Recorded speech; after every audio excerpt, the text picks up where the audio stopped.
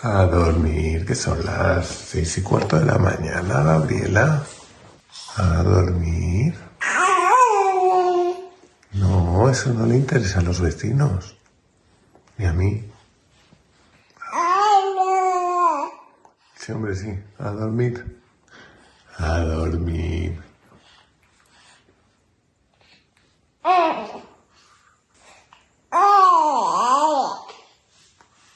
Sí, lo que tú quieras. A dormir. Esta es Gabriela, mi hija, y esa voz llena de legañas es la mía. Gabriela nació hace 7 meses. No parece mucho, pero en ese tiempo la hemos visto cambiar y desarrollarse día a día, casi hora a hora. Hemos visto cómo ese bichillo pequeñajo de ojos achinados que era al nacer se ha ido convirtiendo en una personita que no para de moverse y que, aunque no domine aún el lenguaje, tiene bastante claro lo que quiere. Bueno, en realidad eso último no es nuevo. Mandona ha sido siempre. Lo de llamarla pequeña dictadora no era gratuito. Hay cosas con las que claramente se nace. Te decía al final de la pasada temporada que tener hijos conlleva un cierto efecto perspectiva, una sensación parecida a la que sienten los astronautas al ver nuestro planeta desde el espacio. Ellos se asombran de lo frágil, minúscula y solitaria que parece la Tierra flotando en mitad de la nada. Y aunque mi obsesión viene de antes, creo que ver nacer y crecer a un hijo es una de las experiencias vitales que más se asemejan a esa sensación. Nos pone cara a cara frente a ese gran misterio que es la vida. El misterio de cómo empezó todo y de qué demonios hacemos nosotros aquí. Y aunque son preguntas para las que ni tenemos ni seguramente tengamos nunca respuestas definitivas, sí hay algunas que hemos ido encontrando por el camino. En el anterior capítulo hablamos de cómo creemos que nació el universo, cómo se formó la Tierra y cómo ésta se llenó de agua, el elemento fundamental para nuestras vidas, hasta convertirse en aquella canica azul que fascinó a los astronautas. Y lo dejamos ahí, justo antes de enfrentarnos a otras 2 preguntas complicadas. ¿Qué es la vida y cómo surgió en nuestro planeta? Pues ala, ya tenemos tema para hoy. Empezamos la temporada con cosas sencillitas.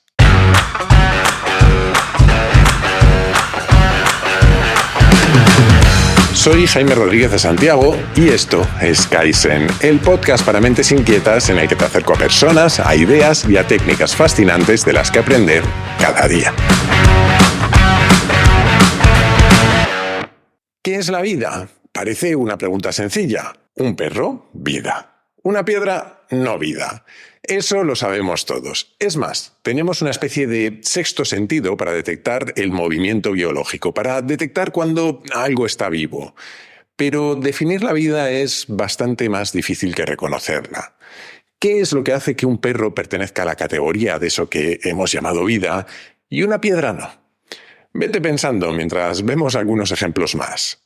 Una planta, vida. Una guitarra, no vida. Una mosca, vida. Un robot, no vida, creo. Frankenstein, ¿vida? Un virus, ¿vida? Un virus informático, no vida. A poco que nos pongamos a pensar, la cosa se va complicando. Y es que, por extraño que parezca, no tenemos una definición única de qué es la vida. Y eso que llevamos literalmente milenios buscándola. ¿Qué significa estar vivos? Para Aristóteles, la vida se caracterizaba por la nutrición y la reproducción y más generalmente por la capacidad de moverse y de actuar según sus propios fines. Claro que cuando hablamos de virus, por ejemplo, eso de la nutrición no termina de encajar. La capacidad de moverse es también cuestionable en las plantas o en algunos microorganismos y lo de actuar según sus propios fines podría dar para largos debates. Así que lo vamos a dejar para otro día, que bastante tenemos hoy. Hubo un tiempo en el que incluso creímos que la vida podía surgir de forma espontánea, que si dejabas un trozo de carne sobre una mesa, a los pocos días surgían gusanos, larvas de mosca y hasta ratones. El propio Aristóteles escribió sobre el origen espontáneo de plantas o insectos a partir de materia descompuesta. Según él, se originaban gracias a una fuerza capaz de dar vida a lo que no la tenía, a la que llamó entelequia. Y hasta mucho después de Aristóteles se siguieron creyendo cosas similares. Descartes, Bacon o Newton admitían la idea de la generación espontánea. Esta hipótesis fue, sin embargo, desmontándose poco a poco a través de experimentos hasta que Pasteur demostró definitivamente que era falsa y postuló la que hoy se conoce como la ley de la biogénesis, que significa que todo ser vivo proviene de otro ser vivo ya existente, que la vida surge de la vida.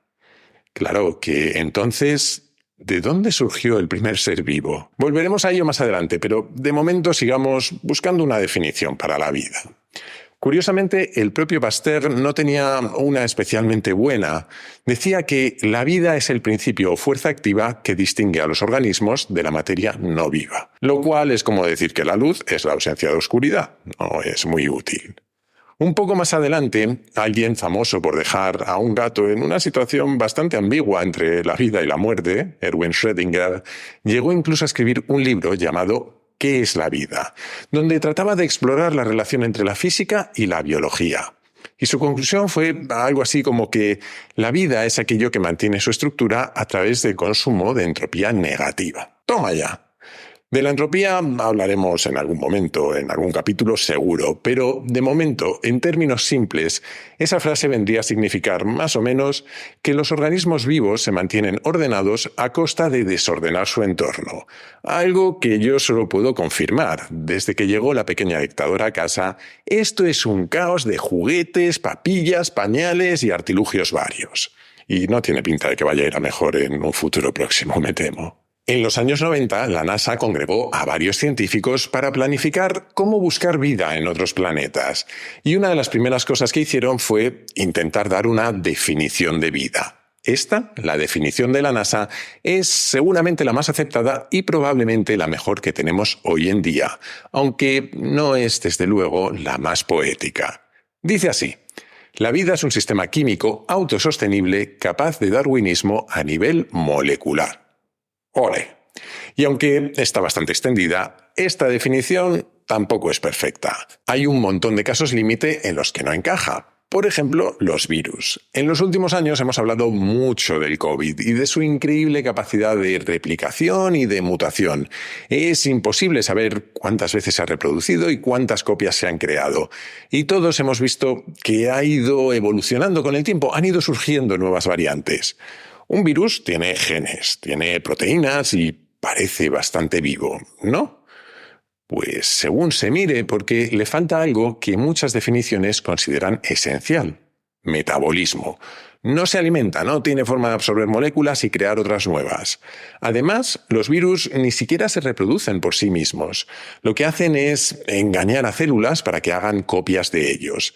Y tampoco tienen capacidad individual para mantenerse estables ante los cambios del entorno. Los humanos, si hace calor, sudamos para enfriarnos, o si hace frío, tiritamos y se nos pone el vello de punta para intentar conservar nuestra temperatura. Es eso de lo que hemos hablado alguna vez, llamado homeostasis. Pues bien, los virus no pueden hacer nada de eso y por lo tanto no encajarían con la definición de la NASA. Son sistemas químicos, son capaces de evolución darwiniana, pero no son autosostenibles. Los virus, según esa definición, no están vivos, lo cual tengo entendido que es una afirmación estupenda para generar debate entre virólogos y biólogos de muchos tipos, pero eso se lo dejaremos a ellos. El problema de las definiciones humanas es que son mucho más imprecisas de lo que nos damos cuenta. Para cualquiera de las definiciones de vida que se han dado, podemos imaginar excepciones. La naturaleza es increíblemente creativa. Si ampliáramos la definición de la NASA para tratar de incluir a los virus, posiblemente acabáramos incluyendo cosas como nuestros glóbulos rojos o quizás las mitocondrias, que son la parte de nuestras células encargada de generar nuestra energía y sin las cuales los que no estaríamos vivos seguramente seríamos nosotros. No cumplen con todos los criterios, pero casi. Y no solo hay ejemplos microscópicos. Podemos encontrar también animales asexuales, como el pez Molly del Amazonas, que lleva sobre el planeta entre 100.000 y 200.000 años y todos sus ejemplares son hembras. Se reproduce apareándose con ejemplares macho de otra especie similar, pero sin tomar nada de su material genético. Básicamente, el apareamiento sirve para que se desencadene un proceso según el cual la madre se clona a sí misma. Así que tenemos un pez que nada, se mueve, se alimenta y se reproduce, pero que según la definición que demos sería también debatible si está vivo o no. Lo que sucede cuando tratamos de definir la vida es que nos enfrentamos a lo que el filósofo Ludwig Wittgenstein llamaba similitudes familiares o aires de familia. No sé bien cómo traducirlo, y en alemán es bastante impronunciable, Familienähnlichkeit o algo así. Un término que él usó para referirse a aquellas cosas que parecen tener una única característica común, aunque en realidad lo que tienen es una serie de similitudes que se solapan. Por ejemplo, ¿qué es un juego? ¿Podrías dar una definición de un juego? Pensemos, ¿se necesitan cartas para un juego? Para algunos sí, pero para otros no. ¿Ganas dinero jugando? De nuevo, en algunos sí, pero en otros no. En otros, de hecho, pagas para jugar. Es más, ¿tienen todos los juegos un resultado? ¿Se gana, se pierde o empata siempre? Si nos fijamos en cómo usan los juguetes los niños, no necesariamente. Y ninguno diríamos que no están jugando. Y todo eso sin mencionar aquellos juegos finitos e infinitos de los que hablamos en el capítulo 85. La vida parece ser algo similar. La que tenemos los humanos, la de las bacterias, las plantas o los virus, según a quien le preguntemos, no es igual. Es más, tal vez no podamos encontrar las palabras exactas para darle una definición precisa. Y aunque lo hiciéramos, es posible que de pronto encontráramos en algún momento, en algún otro rincón del universo, otra forma de vida absolutamente diferente a lo que conocemos que hiciera saltar por los aires esa definición. Pero tal vez no la necesitamos. Quizás lo único que necesitamos es seguir investigando, seguir aprendiendo hasta entenderla mejor.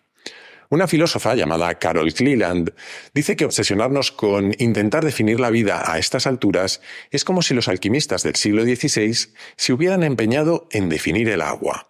Podrían haberse dedicado a sacar un montón de características sobre ella, pero les sería francamente difícil encontrar una buena definición. Leonardo da Vinci, de hecho, le dio 1000 vueltas a qué demonios era el agua. Dejó escritas en sus diarios reflexiones sobre cómo tenía distintos colores y distintos sabores y cómo no terminaba de entender qué era exactamente el agua.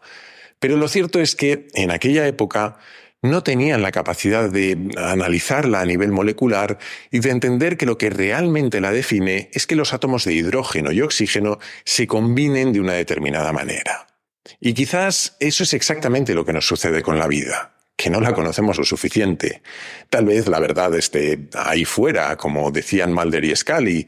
Lo mismo encontramos vida en otro lugar y entendemos de golpe cómo encaja este puzzle. O quizás la respuesta esté en cómo empezó la vida en este planeta.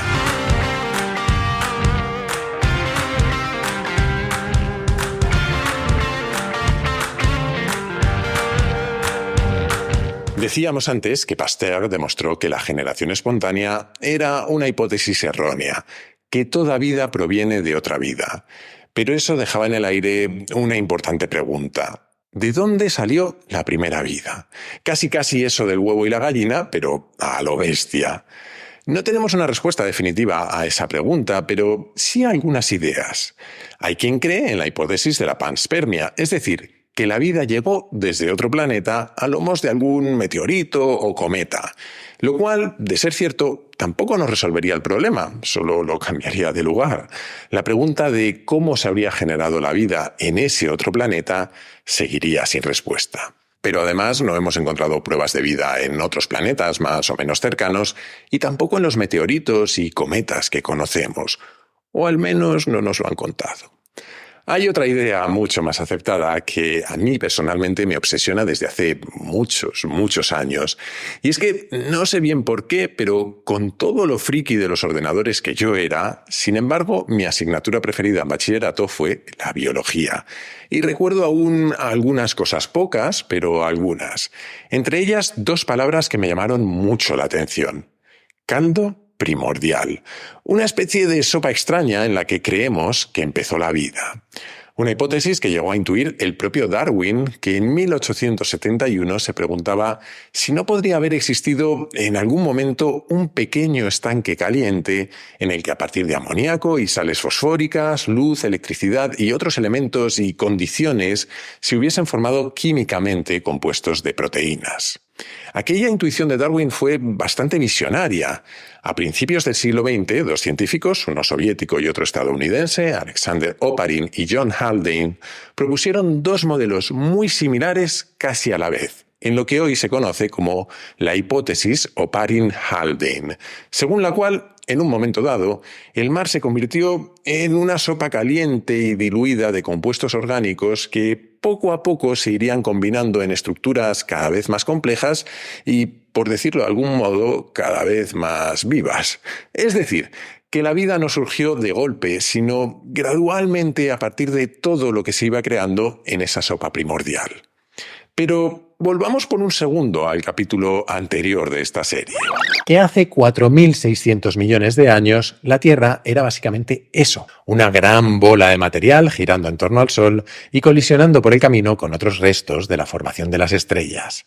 Todas esas colisiones hacían que el planeta tuviera temperaturas muy altas, tan altas que todo era más bien una masa de material fundido. Es decir, que durante los primeros cientos de millones de años posteriores a que se formara el sistema Tierra-Luna, nuestro planeta era básicamente un infierno de lava incandescente, volcanes y meteoritos. En esas condiciones era prácticamente imposible que hubiese vida, desde luego no como la conocemos, entre otras cosas porque lo que era prácticamente imposible es que hubiese agua líquida. El agua que tenía el planeta o la que llegaba dentro de los cometas se evaporaba y se iba acumulando en una gruesa capa de nubes en torno a la Tierra. Desde entonces hasta hace unos 3.800 millones de años, que es de cuando se cree que son los fósiles más antiguos que conocemos, algo tuvo que cambiar en nuestro planeta. Y es que en esos 700, 800 millones de años de nada, la Tierra se fue enfriando poco a poco. El paisaje cambió. El calor generado por las desintegraciones radiactivas fue decayendo y el número de meteoritos también se redujo. Con las menores temperaturas, el vapor de agua de la atmósfera pudo condensarse y comenzó a llover. Y estuvo lloviendo unos cientos de millones de años. Con todo ello se configuró un panorama diferente. Una Tierra más fría y que estaba llena de volcanes, tanto en la superficie como por debajo de un agua que empezaba a acumularse. Eso, mezclado con los meteoritos que aún caían y con la descomposición de elementos radiactivos, lo que dejó fue básicamente un enorme laboratorio químico. En toda la superficie de la Tierra se sucedían las reacciones de todo tipo. No había vida aún, pero había mucha química. Teníamos una sopa primordial. Y esto bien podría ser una simple teoría si no fuera porque los seres humanos tenemos una pequeña obsesión: llevar la teoría a la práctica. Y hay quien se ha empeñado en perseguir un objetivo un pelín ambicioso: recrear el origen de la vida en un laboratorio. En los años 50, Harold Urey era un profesor al que le faltaban unos pocos años para jubilarse. No era un profesor cualquiera, eso sí. En 1934 había ganado el Premio Nobel de Química por el descubrimiento del deuterio y había jugado un papel importante en el desarrollo de la bomba atómica. Y en general era un tipo peculiar, que creció en una secta religiosa Amish y acabó ofreciéndose como astronauta voluntario para un viaje solo de ida a la Luna. Por lo que fuera, aquel viaje no sucedió. Un día, un joven estudiante llamado Stanley Miller, fascinado por esa idea del caldo primigenio, se acercó a Urey con una de esas preguntas que casi siempre nos llevan a aprender algo, aunque no siempre sea bueno. Le dijo: ¿por qué no lo probamos? O lo que venía a significar: ¿por qué no intentamos crear vida? ¿Por qué no simulamos esas condiciones iniciales de la Tierra y vemos qué pasa? A Urey no se le debieron ocurrir suficientes razones para no hacerlo porque, pese a que él estaba convencido de que no iba a funcionar, Miller acabó persuadiéndole de intentarlo. Así que en 1952 comenzaron a crear un pequeño planeta, que así dicho puede sonar a que hicieron algo tipo la aldea de los pitufos, la isla de Lilliput o, en una referencia digna de los más frikis entre nosotros, la ciudad botella de Kandor. Toma ya. Pero no. Fue bastante menos épico y de apariencia más, digamos, sencilla. Dos cacharros de cristal, uno de ellos con agua simulando el océano de aquella tierra y el otro con una mezcla de amoníaco, metano e hidrógeno simulando su atmósfera. Ambos unidos por tubos de vidrio. El que contenía agua lo calentaron suavemente para simular el calor de los volcanes y porque, aunque se había enfriado, se creía que la Tierra estaba bastante recalentada aún cuando comenzó la vida. Y en el que contenía gases decidieron soltar descargas eléctricas para simular los rayos de las tormentas. Y una vez que tuvieron todo este Cheminova montado, que para los más jóvenes o extranjeros era un juego de química que hoy parece prehistórico, simplemente lo dejaron estar. Porque claro, se supone que cuando surgió la vida en la Tierra no había nadie ahí mezclando cosas, ni añadiendo compuestos, ni nada. Pero pasados unos días empezaron a suceder cosas. El agua cambió de color. Primero se puso amarilla y finalmente marrón, lo que indicaba que estaba sucediendo algún tipo de reacción química, pero en ese punto no podían saber exactamente cuál. Cuando pararon el experimento y analizaron el agua para ver qué compuestos habían surgido, se llevaron una sorpresa. Encontraron glicina, que si como yo no tienes ni idea de química orgánica, pues tampoco te dice nada. Pero resulta que es un aminoácido, es decir, uno de los ladrillos fundamentales con los que se construyen los seres vivos. Que obviamente a todos nos hubiera gustado encontrarnos a un pitufo o algo así como más vivo, pero que si lo piensas por un momento es bastante alucinante. 2 tipos, con 2 cacharros de vidrio, un poco de calor, electricidad y unos cuantos compuestos químicos sin ningún tipo de vida y mezclados un poco al tuntún, habían conseguido que surgiera en unos pocos días un componente clave de los seres vivos. Y si habían logrado eso con un experimento tan burdo y tan sencillo, ¿qué no podría haber sucedido en un laboratorio del tamaño de la Tierra con cientos de millones de años para que todo se mezclara con todo? Ese inesperado resultado del experimento de Miller-Urey fue el pistoletazo de salida a 70 años de investigación. De hecho, apenas 7 años después de aquel experimento, un español menos conocido de lo que debiera, Joan Oró, alcanzó un logro similar. Consiguió sintetizar adenina, uno de los componentes básicos del ADN y el ARN. Y curiosamente la obtuvo a partir de uno de los compuestos más venenosos que hay, el ácido cianhídrico. A Miller, Urey y Oró le siguieron otros muchos. Científicos de todo el mundo han trabajado y siguen haciéndolo hoy para tratar de recrear en un laboratorio las condiciones en las que surgió la vida. Y en parte han tenido bastante éxito y en parte no.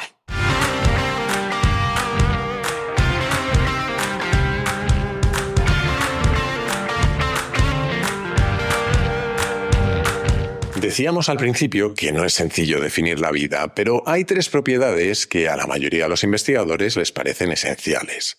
La primera es que una forma de vida debe tener algún tipo de estructura que la contenga, que no se esparza o desmorone sin control.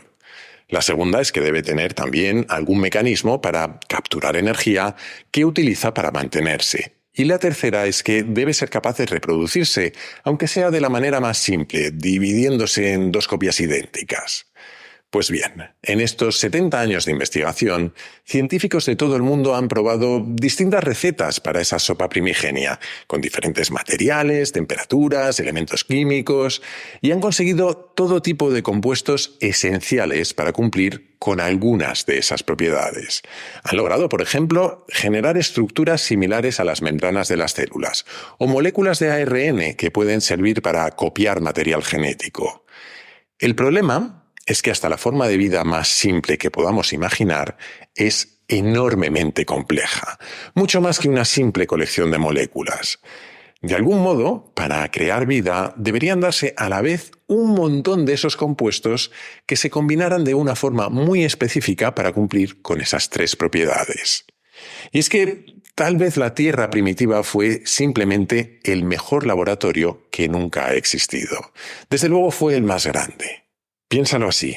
Cada poro por el que los volcanes expulsaban vapores químicos hacia el agua era una especie de experimento en miniatura en el que se combinaban distintos materiales a diferentes condiciones de presión y temperatura. Y lógicamente había una infinidad de ellos y durante un periodo larguísimo de tiempo, de cientos de millones de años. A día de hoy, la hipótesis más aceptada es que la vida surgió poco a poco, a partir de combinaciones de todo tipo en ese laboratorio gigante. Seguramente comenzó con compuestos de ARN que fueron formando estructuras cada vez más complejas y así hasta llegar a LUCA, que son las siglas de Last Universal Common Ancestor, es decir, del último ancestro común universal, del tatarabuelo de todos nosotros y de todos los seres vivos que existen hoy sobre la Tierra. Aunque lo cierto es que, incluso si lográsemos crear vida en un laboratorio, no podemos saber si fue eso exactamente lo que sucedió. No podemos viajar en el tiempo y comprobarlo. Si logramos crear vida, habremos encontrado una forma de que surja, pero no tiene por qué ser la única. Eso sí, que nosotros, simples humanos, que no hace tanto vivíamos en las cavernas, nos acerquemos siquiera a conseguirlo con nuestros simples y burdos experimentos, tal vez signifique que la vida no sea tan difícil de crear. Quizás no somos tan excepcionales. Tal vez, de hecho, la vida sea una consecuencia inevitable de la evolución del universo. Y en ese caso, habría vida en muchos otros planetas. Pero eso lo dejaremos para otro capítulo.